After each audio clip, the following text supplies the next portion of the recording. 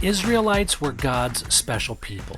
He loved them very much, but they disobeyed God a lot. Because God loved them, He sent them messengers called prophets. The prophets warned if the people didn't return to God's ways, God wouldn't protect them from danger. Most of the time, the Israelites chose not to listen to the prophets' warnings. So God let the Israelites lose their homes to their enemies.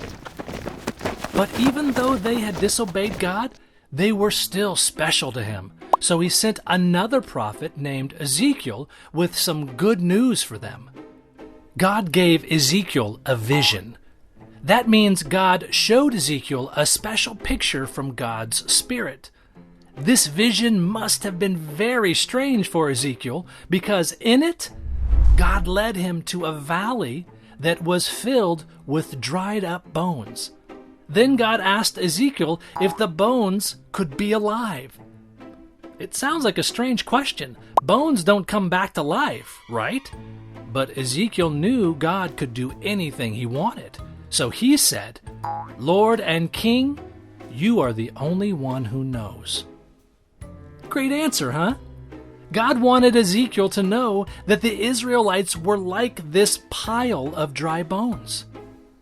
They had disobeyed God and lost everything. It seemed like there was no hope for them, just like it seems there is no hope for bones to come back to life. But then God told Ezekiel to tell the bones, God will put breath in you and you will come to life again. And the bones started to rattle and come together. Then a body appeared on them, but they still weren't alive because they didn't have God's breath yet.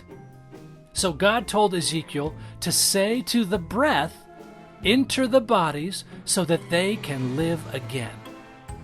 When Ezekiel did what God said, breath entered the bodies and the people were alive.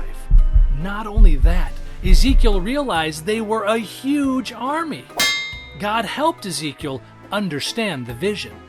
The Israelites were all out of hope, but God still had good news for them. He was going to put His own Spirit, His breath of life, into them. Then they would know it was God who was helping them. God gave Ezekiel this awesome vision for Israel, but it's for us too. It helps us know and share another piece of good news. When Jesus died on the cross, He didn't stay dead. God raised Him up. Only this wasn't a vision, it was real life. God has that kind of power. God never gave up on the Israelites, and He'll never give up on us. He's always willing to forgive us and bring us back to Him. We can be glad that God has good news for His people.